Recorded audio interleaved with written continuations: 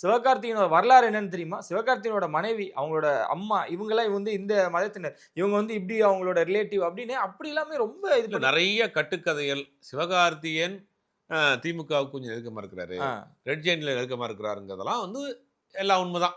அவர் அந்த படம் பண்ற ஃப்ரெண்ட்லியா இருக்காங்க. அது ஒரு ஃப்ரெண்ட்லியா இருக்காரு. எல்லாமே இருக்காரு. இதே ஃபேமிலி ரிலேட்டிவா? இல்ல. அது ஏதோ தூரத்துல சொந்தங்கிறாங்க. இதே ஆகாஷ் பாஸ்கரன் கல்யாணத்துல தனுஷும் போய் டான்ஸ் ஆடுனாரு, சிவகார்த்திகேயன் ஆடுனாரு. ஆ அதுக்கு என்ன சொல்லுவீங்க? ஓகே. அதுக்கு அப்ப தனுஷ் மேல போய் போடுவீங்களா பழிய? ம், ம். அதே கல்யாணத்துல தனுஷ் ஆரம்பத்துல இருந்து உட்கார்ந்திருக்கிறாரு. சிவகார்த்திகேயன் உட்கார்ந்திருக்கிறாரு. அங்க மாறுபட்ட பலர் வந்தாங்க அந்த கல்யாணத்துல. இந்த தனுஷ், நயன்தாரா நயன்தாரா வந்திருந்தாங்க. பஞ்சாயத்துலயே 2 பேரும் ஒண்ணா உட்கார்ந்தாங்க. அப்ப இது என்ன செய்ய முடியும்? சிம்பு, தனுஷ் வந்திருந்தாங்க. அப்ப நீங்க ஒரு ஒரு அதிகார மையத்தில் ஒரு பெரிய ப்ரொடியூசரா இருக்கப்ப அங்க நெருக்கமாக ஃப்ரெண்ட்லியா இருக்கிறது எல்லாரும் வாடிக்கை தான். ம். சிவகார்த்திகேயன் அந்த மாதிரி இருக்கிறாரு. இது இப்ப தனுஷ் இல்லையா அந்த கம்பெனியோட? தனுஷ் இட்லி கடன்னு அந்த கம்பெனிக்கு ஒரு படம் பண்ணாரு. ஆமா. அப்ப அந்த கம்பெனி தனுஷ் கூட இருக்குன்னு சொல்ல முடியுமா? இத்தனைக்கும் ஃபர்ஸ்ட் காப்பில ஒரு பெரிய அமௌண்ட்ல பண்ணாரு இட்லி கடை. ம், ம். படம் பெருசா அது போகல. அதுக்காக அந்த கம்பெனி நெருக்கம்னு சொல்ல முடியுமா? சிம்பு அந்த கம்பெனிக்கு ஒரு படம் பண்ணாரு. அப்புறம் மூவ் ஆகல, டிராப் ஆயிருச்சு. அதுக்கு அந்த கம்பெனியோட நெருக்கம்னு சொல்ல முடியுமா? இப்ப அதர்வா ஒரு படத்துல நடிச்சிட்டு இருக்காரு.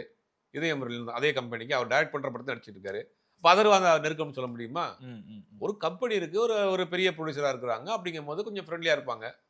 இத வச்சுக்கிட்டு நீங்க அவர் குடும்பத்து சொந்தம், இவர் குடும்பத்து சொந்தம், தொடர்ந்து அதே கம்பெனிக்கு படம் பண்றாரா? அதுவும் இல்லையே. இல்ல. அடுத்து ஐஸ்வர்யா ராயனுக்கோ இல்ல சத்யஜோதிக்கோ படம் பண்ண போறாரு.